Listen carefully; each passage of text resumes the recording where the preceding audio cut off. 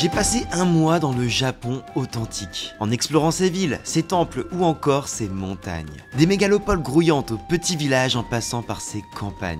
Partout où je suis allé, j'ai été marqué par une chose. Ce pays offre des scènes totalement uniques. Et j'ai été happé par son histoire vertigineuse. Mais surtout par sa culture qui est aussi populaire que surprenante, bien différente de celle que l'on connaît en France. Il y a tellement de choses qui rendent ce pays extraordinaire que je vous emmène avec moi découvrir 10 d'entre elles que vous ne connaissez pas. Et on commence par un immanquable sur place, les distributeurs. Je suis actuellement à Shinjuku, le quartier de la gare, qui est un quartier d'ailleurs qui est très cool hein, si jamais vous venez visiter Tokyo, la plus grande agglomération du monde. Pourquoi? Parce qu'en fait c'est hyper central, hein. On parle quand même d'une ville de plus de 7000 km², donc je dis bien central. En tout cas ça dessert assez rapidement plein d'autres quartiers touristiques. Mais ça n'empêche que je voulais vous parler de ce qu'il y a derrière moi actuellement. Vous voyez, il y en a 3 des distributeurs là. Mais ce n'est pas tout. Vraiment, tu sors de l'hôtel, on a 2 autres aussi là. Ou encore là-bas encore une fois.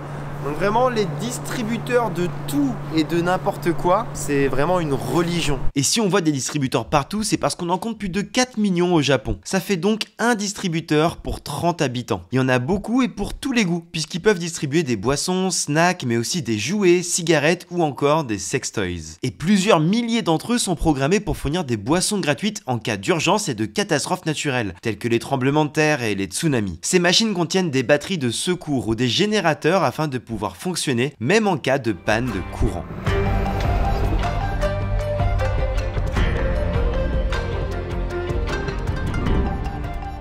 Près de 130 millions de personnes parlent le japonais, une langue avec un vocabulaire qui lui est évidemment propre, mais surtout avec certains mots qui sont intraduisibles. Il ne possède aucun équivalent dans d'autres langues car ils correspondent souvent à des concepts ou des sentiments propres à la culture du pays. Il y a par exemple Mono no Aware qui symbolise une prise de conscience du côté éphémère de certaines choses, une sorte d'attachement à ce qui finira un jour par disparaître, comme les cerisiers en fleurs par exemple. Parmi les mots intraduisibles, il y a aussi Shoganai, souvent utilisé pour remonter le moral d'une personne pour l'inciter à se détacher et accepter une situation qu'elle ne peut de toute manière pas contrôler.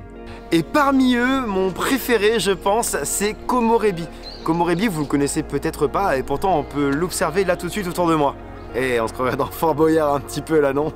En fait, c'est la lumière qui va traverser les arbres, les feuilles, comme vous pouvez le constater derrière moi. C'est une lumière qui est très spéciale, une lumière qui est assez unique. Quand tu te balades en forêt, je t'en rends compte.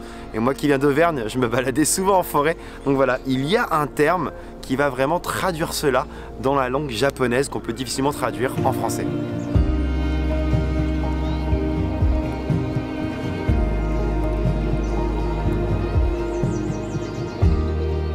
Quand on parle de sport au Japon, on pense tout de suite au combat de sumo. Et pourtant, le sport le plus populaire du pays est le baseball. Il a été introduit en 1870 par des Américains et était principalement pratiqué dans les écoles et universités. Au fil du temps, l'organisation des différentes compétitions universitaires ont aidé ce sport à se populariser auprès du grand public, à tel point que le premier championnat de baseball professionnel a été créé en 1936. Ici, ce sport s'appelle Pro-Yakyo. Et même si les règles sont très proches de celles du baseball américain, les Japonais y ont apporté quelques différences. Chaque match de la NPB, qui est un peu notre équivalent de Ligue 1 en football, attire en moyenne 29 000 supporters. Et l'ambiance lors des matchs est réputée pour être incroyable. J'ai pas pu y assister pour vous le confirmer car la saison est de mars à octobre, mais ça peut être une expérience à vivre si vous venez au Japon.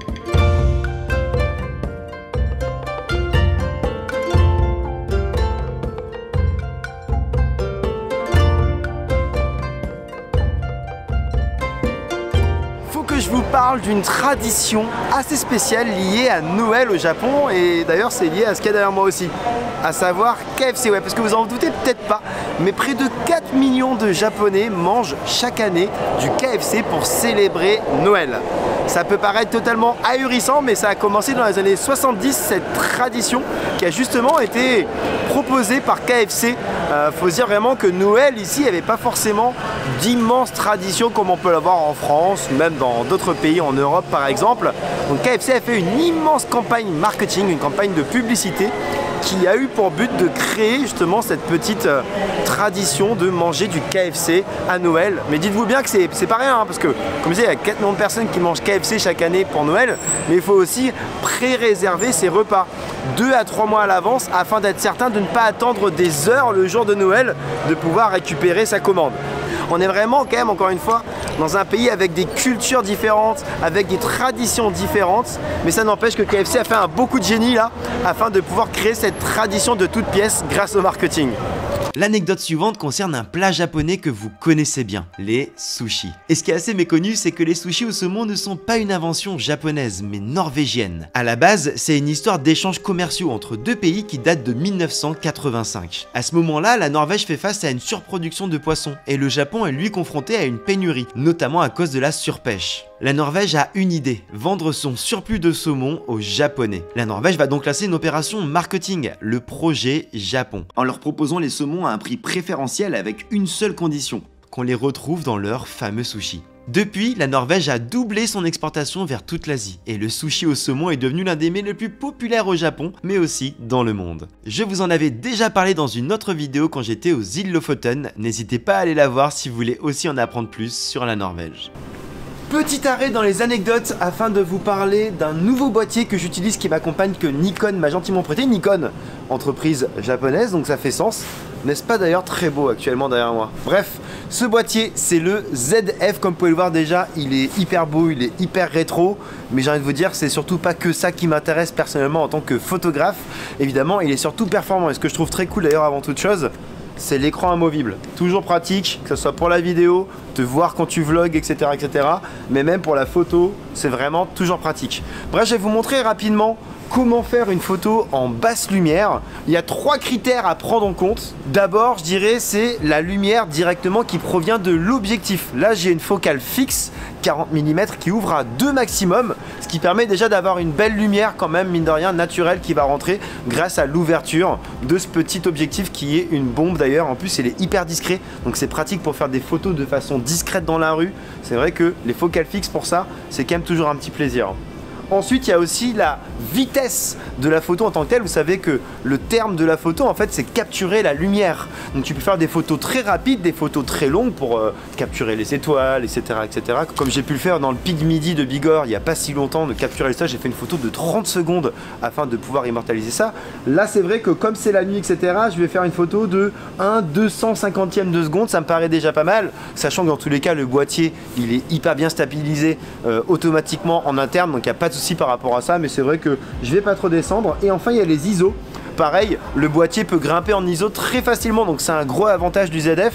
Mais là, je vais me mettre à 2000 environ. Ça va faire une photo qui est légèrement sous-exposée, ce que je trouve très bien. Ah, l'ambiance, elle est incroyable, hein. Franchement, c'est sublime. Et après, il y a évidemment une dernière partie qui est la retouche de la photo sur Lightroom. Alors, il y a des gens qui vont faire des retouches poussées, d'autres plus naturelles, mais évidemment, ça fait partie du travail du créateur aussi. Bref, je vous conseille vivement de vous renseigner sur cette petite bombe qui est le ZF. Déjà, évidemment, moi j'adore le côté rétro, comme je disais au tout début, il est vraiment sublime, hein, ce boîtier.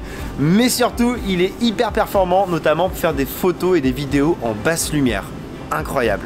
Merci Nikon. Et pour la prochaine anecdote, j'ai rencontré Taka pendant une randonnée pour parler de la géographie unique du Japon.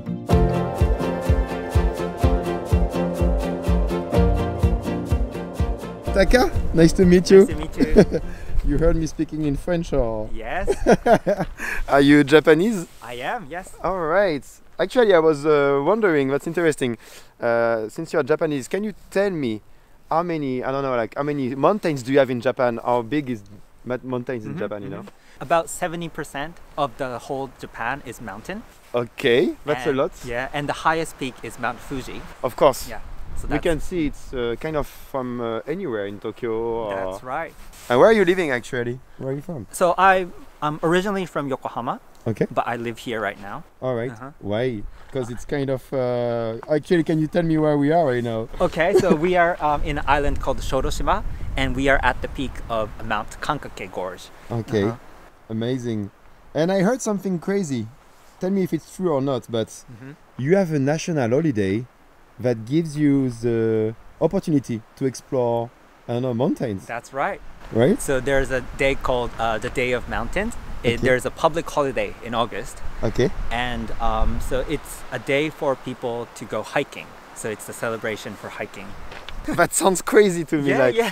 you have a national day that gives you the opportunity that's made for that Yeah. to go explore the mountains. Yes, that's right. C'est incroyable.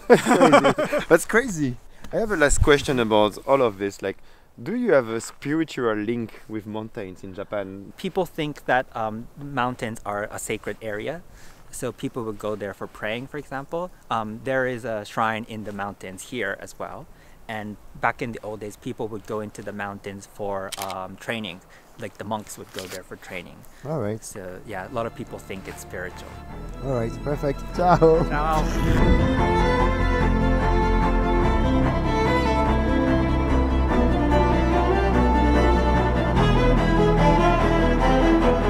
Le pays du soleil levant, c'est beaucoup de montagnes, mais aussi beaucoup d'îles. L'an dernier, le Japon a même découvert qu'il en existait 2 fois plus qu'il ne le pensait. Ouais, 14 000 îles ont été recensées en 2023, soit le double d'il y a 36 ans. Et si aujourd'hui leur détection est simplifiée grâce à l'usage des technologies satellites, cette différence s'explique aussi par l'activité géologique intense du Japon. Par exemple, en novembre 2023, un volcan sous-marin est entré en éruption au large d'Iwoto, une île à 1200 km au sud de Tokyo. Il a recraché des tonnes de sédiments vers la surface et la terre rejetée s'est accumulée, donnant lieu à l'apparition d'une nouvelle île de 300 mètres de long. C'est un phénomène assez commun au Japon et ça rend ce pays unique. Je suis actuellement devant une gare très spéciale, la gare de Shinjuku, qui relie Tokyo notamment à l'ouest de la ville, les banlieues, etc. etc. Et d'ailleurs, il y a 3,5 millions de personnes qui prennent le train ici chaque jour. C'est 7 fois plus par exemple que la gare Saint-Lazare, donc c'est vraiment énorme, ce qui en fait d'ailleurs la première gare au monde en nombre d'usagers. Et c'est l'endroit parfait pour vous parler de la prochaine anecdote, à savoir que les trains japonais sont les plus ponctuels au monde. Rendez-vous compte, si une compagnie ferroviaire a 3 minutes de retard, un rapport est envoyé chaque fois automatiquement au ministère des Transports. Et si la compagnie a 5 minutes de retard, ce qui peut être considéré comme un peu banal en France, en Europe par exemple, alors elle doit s'excuser publiquement et aussi proposer des justificatifs aux écoliers ou encore aux salariés qui prennent le train afin d'aller au travail. Mais en tout cas, le train ici, ça fait vraiment partie du quotidien des Japonais. Il y a près de 30 000 km de voies ferrées dans le pays, c'est autant que la France. D'ailleurs aussi, les trains sont vraiment souvent renouvelés, mis à jour. Ça, c'est notamment lié au risque sismique. Vraiment, ici, vous le savez, hein, il peut y avoir des risques de séisme au Japon. Donc du coup, on est obligé de faire très attention au matériel, ce qui explique que les trains sont souvent mis à jour, sont souvent récents. D'ailleurs, dans une autre vidéo, je vous parle de mon périple en train de nuit à bord du Sunrise Express. C'était une expérience magique. Je vous conseille vraiment d'aller la regarder.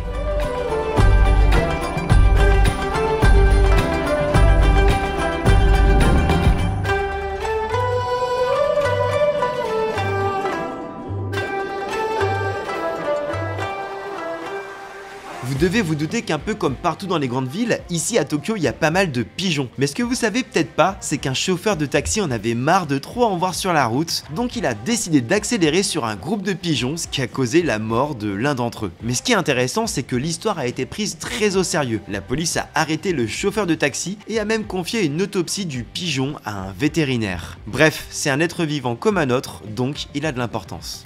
Autre anecdote assez incroyable sur le Japon, c'est le pays où on compte le plus de centenaires au monde. Ils sont plus de 90 000 aujourd'hui. À titre de comparaison, en France, on en compte 30 000, alors qu'on est le pays champion d'Europe. Ce qui explique ce chiffre, c'est bien sûr la longévité des Japonais. Le Japon est le pays avec la plus grande espérance de vie au monde, environ 84 ans. Et ça, ils le doivent à leur régime alimentaire et leur système de santé très développé. Mais sa population ne cesse de vieillir et le très faible taux de natalité n'aide pas. J'ai fait une vidéo qui parle du sujet à Nagoro, un village qui se remplit de poupées grandeur nature, pour dénoncer la dépopulation du pays. J'espère que cette vidéo sur 10 anecdotes sur le Japon vous a intéressé. En tout cas, sachez-le, j'ai déjà sorti d'autres vidéos sur ce pays incroyable, unique au monde, sur vivre à Tokyo, la plus grande mégalopole du monde, où je suis d'ailleurs actuellement. Vous pouvez voir derrière moi un magnifique panorama dans la capitale nippone, ou encore sur 10 choses du quotidien qui rendent la vie au Japon totalement différente de celle qu'on connaît en France. Donc abonnez-vous si ce n'est pas encore fait, et surtout, n'oubliez pas de voyager. Peace!